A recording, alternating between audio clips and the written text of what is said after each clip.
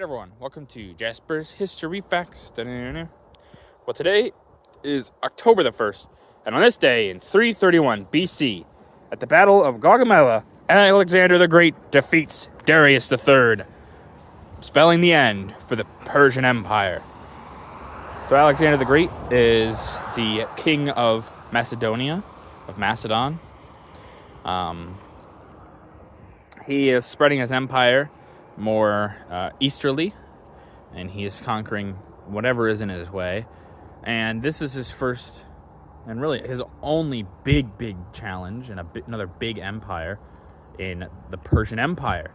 And so he has to defeat Darius. There have been some skirmishes between the Persians and Alexander before this, but this is the real big battle that decides the fate of really the Persian Empire and Alexander's empire.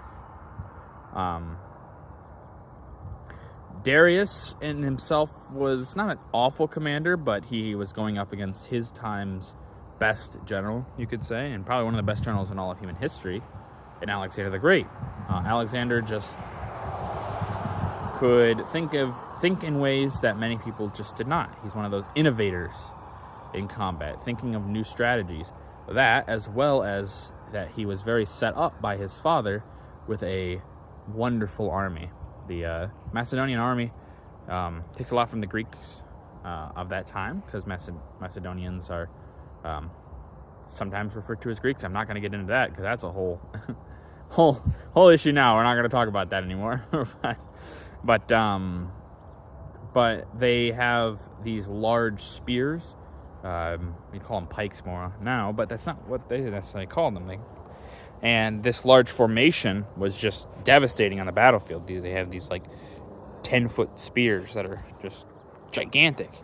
These gigantic spears, and it's crazy to imagine now.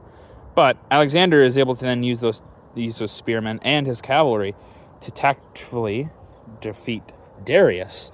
And it's hard to even imagine this, and this is the only real big empire that Alexander would have to deal with in his time, and it's mostly because the Persians are those guys. They are huge, they are powerful, and they were going to be always the obstacle for Alexander in his world conquering, which was his plan. Obviously, he dies young, so we don't really get to see how far he really could have gone, but we do know that he made it to the outsides of India.